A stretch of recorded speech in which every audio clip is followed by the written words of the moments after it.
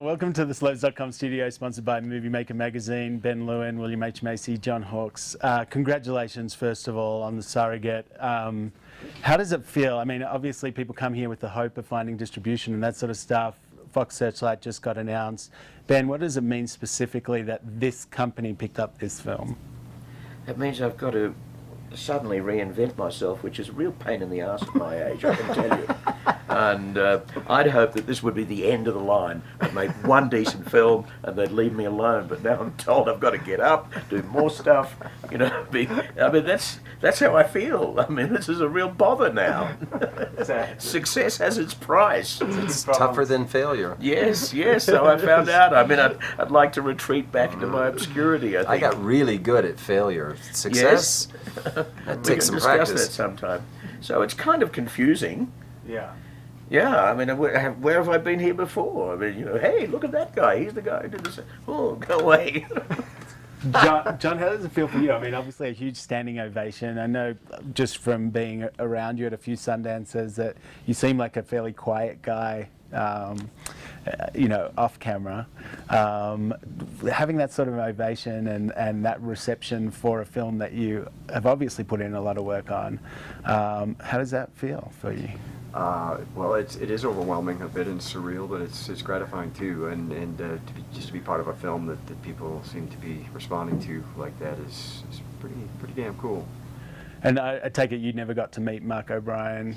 No, he passed years ago, and long before we began our project. Yeah. You, Ben, did you get to meet him? No, he died in '99. Yeah.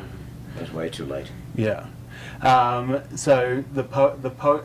Oh, we've got some drips going on here. Set's falling apart on the second last day of summer. You'd forgotten your catheter or something. It had been snowing in Sundance since the top of the interview. It's Keep you literal well hydrated. Chinese That's water right. torture. I've got a cup. Wow. So tell me, like the voice of the character is so important in this, the poetry of the man as well. So having the voiceover, and how much did you want to protect that sort of poetic side of the character? Well, actually, a certain layer of the film only came to me almost when I'd finished. And I went back and watched breathing lessons again, because I was interested in hearing again how the poetry had been integrated. And I've realised in a way that that's what I'd sold short a little bit, you know, having edited so far, that I'd really underplayed how much he expressed himself through his poetry, how much his inner life was in those kind of words. And when I went back and started integrating his poetry into the film, I found it kind of came up to a different level and seemed to represent Mark, anyway in my mind, with more integrity. But who knows? I mean, this is a man whose personality we kind of reinvented. But I think in in John's case and mine, we were trying to be true to who he was, to the extent that we had a window onto that. Yeah. And we did. I mean, his girlfriend for the last few years of his life, Susan, was for me a kind of soulmate anyway. I mean, felt that she would always put her finger on anything I was doing wrong or doing right. Susan Fernbach. Yeah. And you know, there was poetry in the script, but it was there. But I think it's wonderful that you expanded that. I totally got that he was a poet. Yeah, and I'd left poetry behind when I was a very young man. I thought, oh, it's for young sentimental people, and somehow reinventing Mark O'Brien, I got my mind back into that world of poetry, and I appreciated how deep it can run.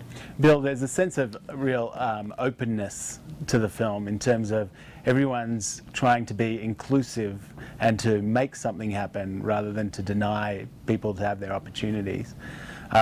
Your character, obviously, as the priest, is trying to work within his world to make sure that Mark has his opportunity.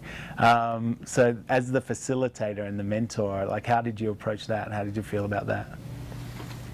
Was the priest an invention on your part, or was No, No, there was a No, real in priest. his story he refers to a priest, Mhm. and I had assumed he probably had multiple relationships with priests. Mhm. That somehow priests were important in his life.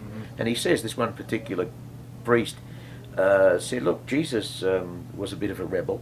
Mhm. You know, you can, you know, he'll give you permission. Don't worry."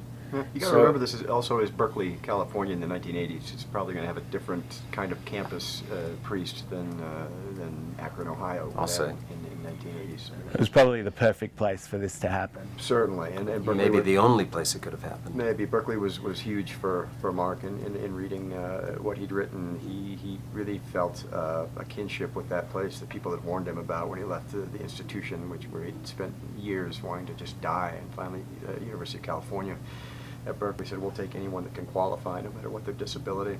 There's a photograph of an iron lung hanging from a crane outside a dorm room. It's pretty profound. They were true to their word, and he loved that college and he loved that town for the rest of his life. Yeah, I remember reading stuff about him, like going around on his electric gurney, and he'd pop out, and people he'd just kind of get people to put him back in, and he'd just go along on his way, you know. Yeah, I mean, it was scary. We can laugh and make light, and I'm sure in retrospect he did a bit too. But I think he was terrifically frightened, but also elated for the chance to be independent for the first time in his life. In his mid-30s, for the first time in his life, he left this apartment alone when he had the short time on the self-powered gurney. And think of that for the very first time in your life, to actually leave and no one knows where the freedom of just being alone for a moment and on your own, which as Bill mentioned so many times, seems to be a huge part of disabled people's want and need, is to find some independence in this world. Yeah. And I would say also Mark was a political guy, and it was, I think it cost 1/3 of taxpayers, 1/3 of what it cost for him to be in the institution. 1/3 cost was him in an apartment with hiring attendants, paying rent, that kind of thing. So independent living is for disabled is really great for all of us, and I think it's viewed as with a strange sort of suspicion in people. I don't understand it. Do you feel like the film changed you in a way? Do you think it gave you a different perspective? Yes, very much so. Yeah. Is that something you look for when you're taking on projects now? Like that's... Not whether the role will change me. I just look for an amazing script, hopefully amazing storytellers and collaborators around me, and a role that I feel like I can do something with, and that hopefully matters to the story. So. Did you know that Bill was on the project already, or He were was you- not. Yeah. No, this tiny little movie, quite low budget, as I understand it, and quite kind of unknown, attracted, the John was amazing- the first.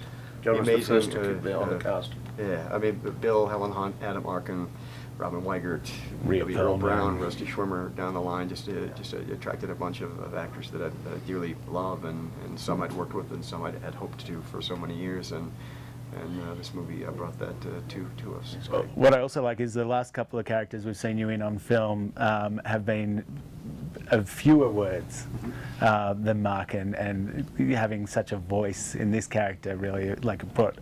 So that was his life, It seemed to add a whole. Words were huge to him. Yeah. Certainly. Words. Words. Do you get excited coming up to Sundance and watching movies up here, or watching your movie up here? Like, do you still get? Is it still a thrill to be involved in things like this? It's the granddaddy of all the festivals, and I run into pals. The streets are just crowded with film aficionados. It is very exciting. And I've been here with dogs, and I've been here with winners. Winners is better. Yeah, I'm sure. Well, thanks for spending a few minutes with us. I really appreciate you stopping by. Thank you. Congratulations on the success of the movie this far, and I look forward to seeing it over the next year everywhere. I hope so. Yeah. Thanks. Cheers. Congratulations. They breed nice people in Melbourne, don't they? They do. Yeah, look, It's a well-mannered gentleman. bunch. You talk funny, but other than that, He lived just round the corner from my mother. Oh, I love it. Yeah, probably helped her across the street a couple of times.